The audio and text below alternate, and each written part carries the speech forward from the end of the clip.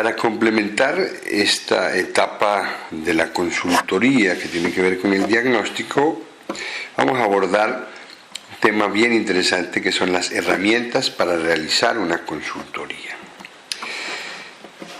¿Para qué sirven las herramientas? Ya hemos hablado de la observación, de la entrevista estructurada y semiestructurada, de la encuesta, de las escalas, del focus group, pues nos permiten identificar realidades. Para eso es necesario diseñar metodologías, seguramente basarse o construir modelos de la aplicación de estas herramientas, diseñar soluciones y luego ejecutar las soluciones y recolectar información para evaluar. Para todo eso necesitamos herramientas.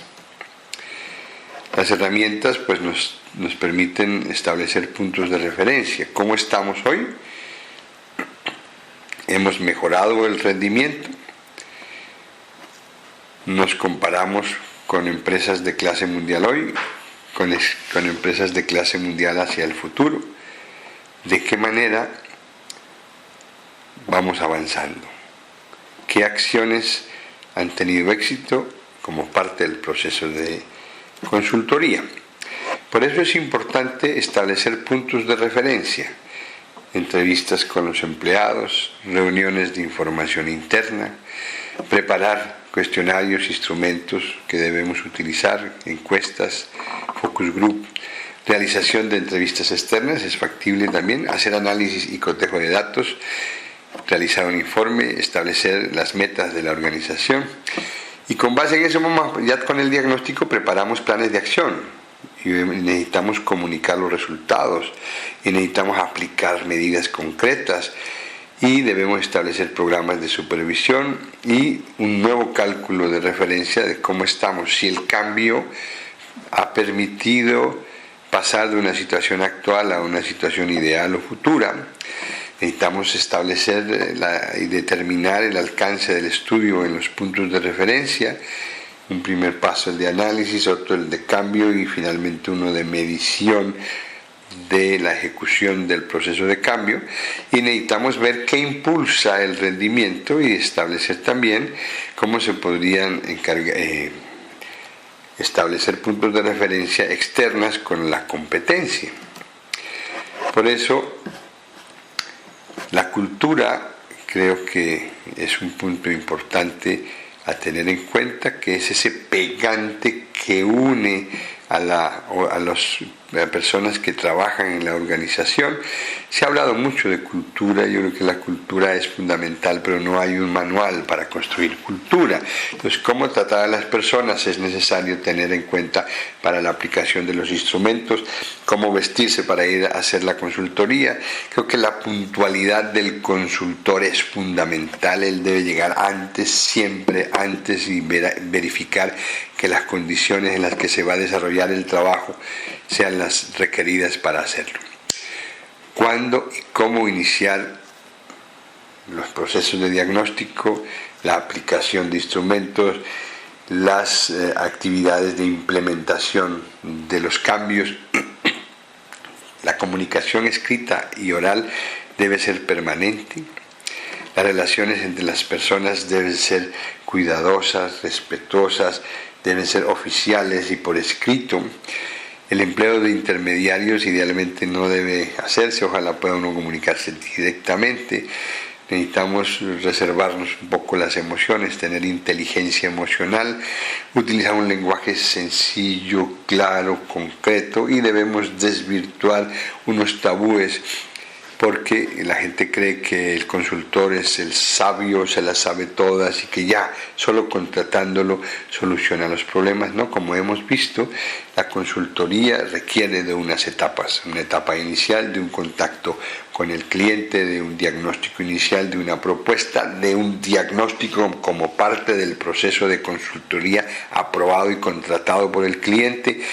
y resultado del diagnóstico unas propuestas de solución que apunten directamente a las causas que generaron el problema y un proceso de seguimiento. Entonces, no solo por contratarlo ya se solucionan, las soluciones se dan en el desarrollo del proceso de consultoría. Y por eso, normalmente los consultores tomamos como base modelos, para algunos modelos conceptuales, modelos teóricos. Entonces, ¿qué es un modelo? El modelo viene del latín modulus, que es construcción que representa de forma simplificada una realidad o fenómeno, con la finalidad de delimitar algunas de sus dimensiones, que las llamamos variables, y que permiten una visión aproximada, a veces intuitiva, que orienta estrategias de investigación o de consultoría para la verificación de las relaciones entre variables. Puede originarse de una o de varias teorías, de conceptos, de elementos, de leyes, de tesis.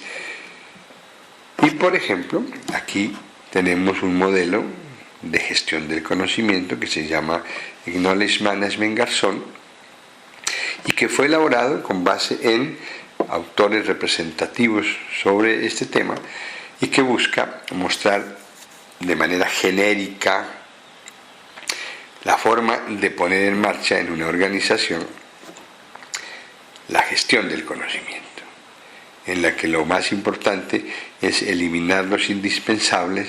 Segundo, socializar el conocimiento, hacer que las personas conozcan, tener empleados multifuncionales, documentar el conocimiento que está en cabeza de las personas, porque cuando se van se lo llevan, y que se pueda compartir ese conocimiento. Por eso, en esta propuesta se contemplan 4 variables grandes, pero lo primero que se busca es que toda la organización, al igual que como cuando uno quiere escuchar radio, sintonice.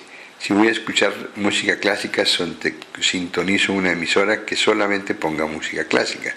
Aquí voy a sintonizar a la empresa en la importancia de gestionar el conocimiento, luego en la necesidad de generar ese conocimiento, de documentarlo, en la importancia de ponerlo a disposición de las personas que lo requieran y que ellas lo usen, y que eso sea un círculo virtuoso, no vicioso, virtuoso, en el que se comparte conocimiento tácito, conocimiento explícito, conocimiento virtual. En este caso todo debería ser explícito en la memoria organizacional, y para eso hay 4 variables. Una que le permite fomentar y emerger el conocimiento, que es el aprendizaje organizacional. Otra que permite la valoración de ese conocimiento en capital intelectual. Otra que permite ya materializar el aprendizaje y el capital, que se debe reflejar en la capacidad de innovación de la organización. Y finalmente, unas tecnologías, unas herramientas tecnológicas para la gestión del conocimiento. Así como ese, también allá hay un modelo particular de una de las variables, que es la de aprendizaje organizacional, y como forma parte de un macromodelo, pues obviamente conserva el marco general de sintonizar, generar, compartir y utilizar a través de la internalización, la socialización, la externalización y la combinación del conocimiento, y está orientado a que los sujetos, los que están en el círculo en la parte de afuera, que son las personas o los equipos, las organizaciones, y si es un grupo empresarial entre organizaciones, aprendan diariamente. Y entonces se identifican unas fuentes de las cuales debe beber, porque esta es una metáfora, fuente donde uno ve la llave. Pues normalmente la mayoría o todas las empresas aprenden de las crisis y los problemas, pero también deberían aprender de las unidades especializadas, como las entidades de investigación y desarrollo. Como ejemplo el caso de 3M, que estaba investigando un pegante extra fuerte, descubre uno débil. La cultura organizacional de esa empresa exige que se comparta ese producto de pegante extra débil. Le llega a alguien que tenía una necesidad particular, él lo formula en un proyecto. Existe una cultura organizacional que fomenta la innovación y el apoyo a las ideas de los colaboradores. Hay un presupuesto, se lo asignan, y de allí surge lo que todos usamos como papelitos que se pegan y se despegan, los post-it. Se aprende del error, bebieron de la fuente de las unidades especializadas, las unidades de investigación y desarrollo. Y el investigador que estaba trabajando en el pegante está fuerte también tuvo éxito y se lanzó el producto. De los clientes, todos nosotros aprendemos o deberíamos aprender de los clientes. ¿Quiénes sí aprenden de los clientes? Solo un ejemplo. Las grandes superficies, los supermercados. Ustedes van a pagar y le dicen, tiene tarjeta de puntos, y ahí le estamos dando toda la información. Cuando compramos, con qué periodicidad, cómo pagamos, por épocas del año, también qué compramos más, qué dejamos de comprar. Y con base en ellos con base en esa información, las empresas distribuyen la ubicación de los productos por temporada, para que cuando uno llegue encuentre eso, que es lo que más compra. De la competencia deberíamos aprender, deberíamos tener un conocimiento profundo en el sector estratégico donde se desarrolla el trabajo de la organización de nuestros competidores cercanos, comparándonos producto a producto, servicio a servicio, y para eso sirve el levantamiento del panorama competitivo, una herramienta de la que ya habíamos hablado en otro video. De la experiencia y de los practicantes. La mayoría de las empresas no aprenden de los practicantes que llegan de las universidades y erróneamente los ponen a archivar, a grapar, a ser mandados. Si los pusieran con un problema a que le encuentren las causas y determinen alternativas de solución, creo que aprendería el practicante y reforzaría sus conocimientos. La empresa aprendería muchísimo de ese practicante, y creo que si los dos que intervienen en ese proceso y aprenden, la organización está aprendiendo. De la tecnología pues aprendemos todos los días, y de la historia sí que deberíamos aprender, porque el que desconoce la historia está condenado a repetirlo. Para eso se han formulado unas competencias, unas condiciones para poner en marcha este modelo. Unas competencias, la más importante, la de fomentar, desarrollar entre los colaboradores la capacidad de desaprender, porque aquello que ya no les sirve para hacer su trabajo hoy debería cambiarse por una nueva forma, de una estructura lo más plana posible, que permita una excelente comunicación y que fomente el aprendizaje, de poner en marcha comunidades de práctica, de aprendizaje y de compromiso, como organizaciones informales en las que se participa de manera voluntaria, pero que se aporta, bien sea en buenas prácticas, en lecciones aprendidas o en la interiorización y luego la aplicación a su área de la misión y de la visión de la organización. Esto debe estar resguardado en una memoria organizacional que no es más que un Google interno con minería de datos a las que usted accede con palabras claves y puede buscar la información que requiera de lo que se ha documentado, de lecciones aprendidas, buenas prácticas, casos, experiencias, mapas conceptuales, y que están para ser consultados libremente por los colaboradores de la organización. Y en la parte inferior está los cimientos sobre los que se construye el aprendizaje organizacional, un sistema cultural, unos valores, unos principios de colaboración, de compañerismo y el fomento de un clima organizacional orientado a compartir el conocimiento, la cultura organizacional necesaria para que el aprendizaje se dé. Estos procesos de estos dos modelos y de los modelos que existen en el mundo empresarial, de consultoría y académico, pues requieren de una gestión del cambio. Entonces vamos a gestionar el cambio, procesos y gestión de indicadores. Luego seguramente necesitamos abordar la gestión por competencias, porque cuando hay un cambio tecnológico y de procesos necesitamos formar a las personas que van a usar esa nueva tecnología, por ejemplo el SAP. Entonces necesitamos hacer ajustes de los puestos de trabajo por competencias y un cambio de perfiles actuales a los perfiles del SAP, que es la aplicación de un cambio tecnológico en el procesamiento de la información. Para eso necesitamos fomentar el aprendizaje organizacional a través de planes de formación, una ejecución de la formación presencial y learning virtual, una medición del uso de las herramientas y una evaluación y seguimiento, y finalmente todo eso soportado en una cultura organizacional. buscando que se dé el documentar, el acceder y el aplicar, y también validar y renovar el conocimiento a través del SAP. Este es un ejemplo de un modelito aplicado para poner en marcha procesos de cambio o gestionar el cambio cuando los cambios son motivados por cambios tecnológicos como el SAP. Y en el centro viene la actitud y la conducta de cambio, porque como hemos dicho, nadie cambia a nadie. Las personas deben cambiar porque quieren, porque saben, porque conocen. Y si no quieren, debemos buscar que acepten por conciencia y no por imposición.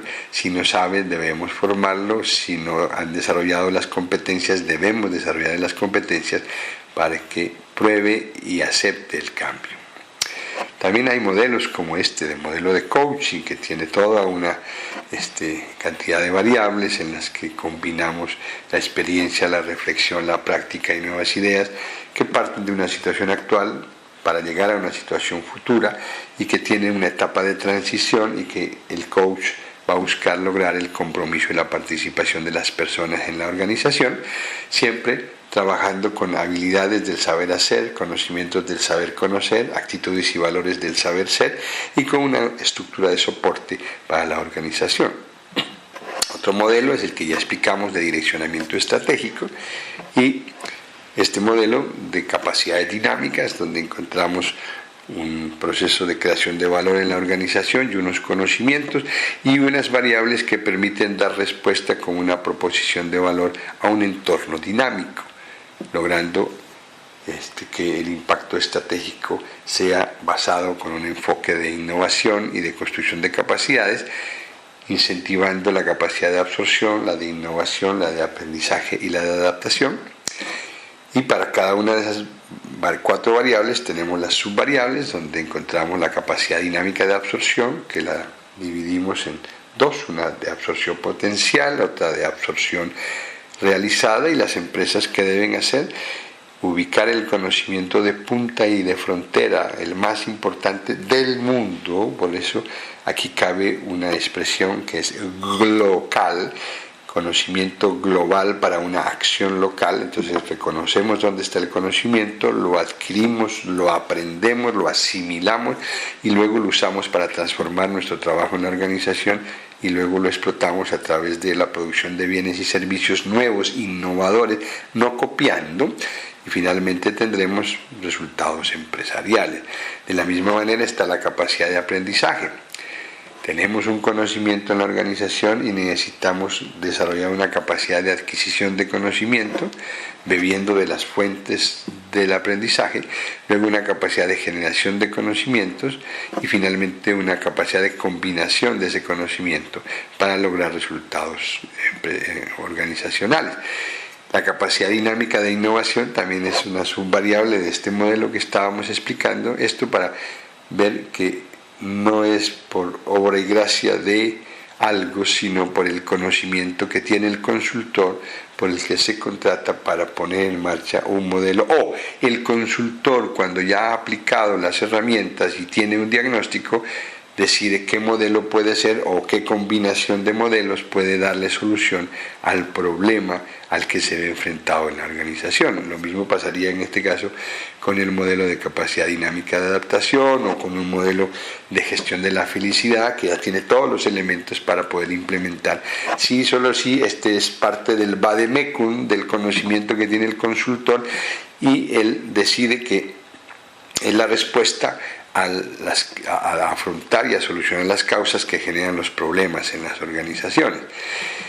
Específicamente, en el modelo de direccionamiento estratégico, habíamos explicado un poco que el obtener información de la posición estratégica y la capacidad estratégica, pues se consolidará en un análisis estratégico, y este se desarrolla a través de algo que todos conocemos, o como DOFA, o como FODA, o como FADA, DAFA, y ese origen es una sigla conformada por las primeras letras de las palabras fortalezas, oportunidades, debilidades y amenazas, del inglés SWOT, Strength, Weakness, Opportunity y Strengths.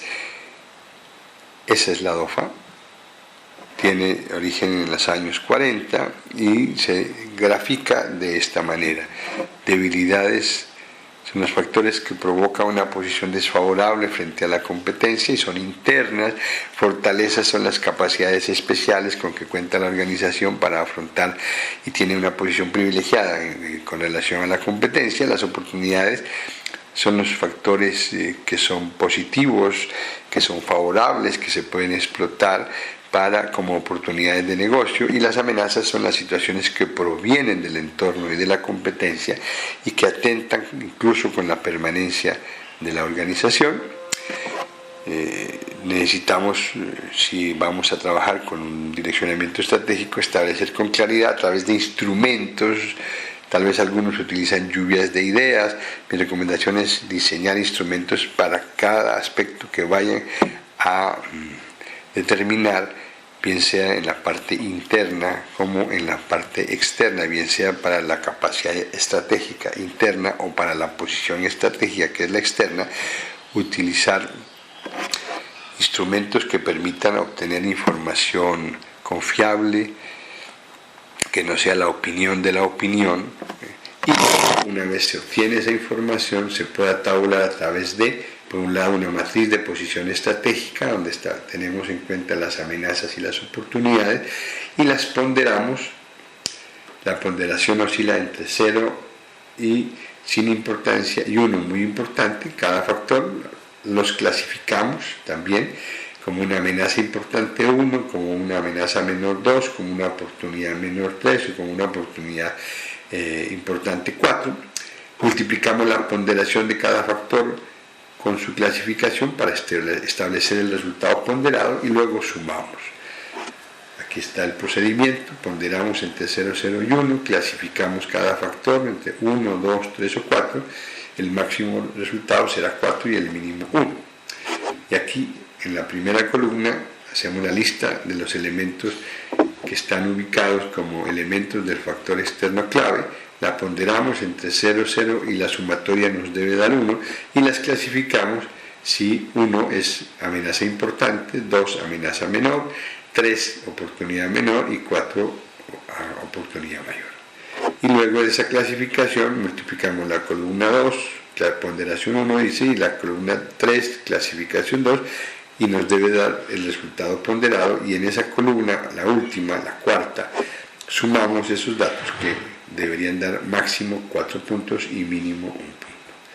El análisis del resultado es la posición estratégica de la empresa. Si obtiene un promedio de 2,5, pues creo que pasamos así como de panzazo, raspando, y ahí en adelante, arriba de 2,5, tiene usted una posición muy privilegiada, estratégica, tiene más oportunidades que amenazas, y si se obtiene resultados de 2,5 hacia abajo es porque pesan más las amenazas que las oportunidades. Exactamente igual se debe hacer la matriz de capacidad estratégica. Se hace la lista de fortalezas y debilidades de cada área. Se asigna la ponderación a cada factor, esto es, indica la importancia relativa entre 0, 0 y 1. La sumatoria debe dar 1. Luego se hace la clasificación, donde el número 1 es una fortaleza importante, el número 4 es una fortaleza importante, el número 3 es una fortaleza menor, el número 2 es una debilidad menor y el número 1 es una debilidad importante. Se multiplica la ponderación y se suman los resultados. Igual una matriz, la primera columna es el factor interno clave, fortalezas y debilidades, la ponderación entre 0, 0 y 1, el peso que tiene para el funcionamiento de la organización, y la clasificación entre 1, 2, 3 y 4, donde 4 es una fortaleza importante, 3 una fortaleza menor, 1 es una debilidad importante, 2 una debilidad menor. Y se suman en la columna última, en la cuarta, los resultados, y si el resultado es de 2.5 hacia arriba, tienen más fortalezas que debilidades, han desarrollado unas capacidades internas importantes, y si tienen de 2.5 hacia abajo, pesan más las debilidades que las fortalezas y debemos desarrollar acciones para mejorar. Y luego esos resultados se pasan, se vuelve a hacer la lista de oportunidades en el lado izquierdo y de amenazas, y en la parte superior de fortalezas y debilidades, y se hace un análisis cruzado de estrategias, fortalezas y oportunidades. qué fortalezas me permiten aprovechar mis oportunidades. D, debilidades, estrategias DO, debilidades versus oportunidades. ¿Con qué debilidades me impiden aprovechar esas oportunidades que están en el entorno? Estrategias FA, ¿qué fortalezas me permiten anticiparme al efecto de la amenaza del entorno? Y las estrategias DA, ¿qué correcciones debo hacer a las debilidades de manera que me permitan anticiparme al efecto de la amenaza? Esta era una explicación solo de un instrumento. Cada modelo tiene sus propios instrumentos. Para tabular información empresarial, para muchas áreas se utiliza la DOFA o la FODA o la DAFO.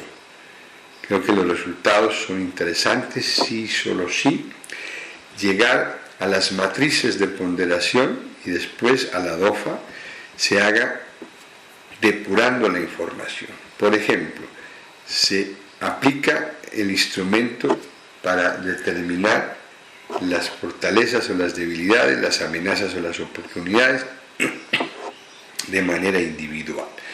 Después, las respuestas individuales se organizan equipos en números impares y grupos de 5, por ejemplo, y los 5 comparan sus respuestas y de ese grupo de 5 saldrá un solo instrumento en el que todos coincidan en su percepción. Y si el grupo estaba formado por 25 personas, tendremos 5 respuestas. De las 5 respuestas, una por equipo, también buscamos a través de discusión, reflexión, defensa, apoyo, llegar a una sola respuesta. Eso permite depurar la información, permite que sea más objetiva y ya después, cuando hagamos la matriz y establezcamos la ponderación, los criterios deben ser los mismos. ¿Cómo pondero que un elemento que lo clasifiqué como una fortaleza importante o como una fortaleza menor tiene peso de 0.01? También lo debemos hacer en equipos, lo hace individual, lo hace en equipos, luego los equipos se llega a consolidar en una de todos los que están respondiendo este diagnóstico. Eso le da confiabilidad en el proceso, se han pasado por filtros, por tamices y finalmente a la hora de conformar, de desarrollar el análisis DOFA o FODA o DAFO, pues la forma en que se construye igual las estrategias FO, DO, FA y DA debe ser participativo. Una construcción individual, una de equipos de 5 personas y una final en la que todos estamos de acuerdo. Eso garantizará que el diagnóstico es más confiable para el desarrollo adecuado de una consultoría.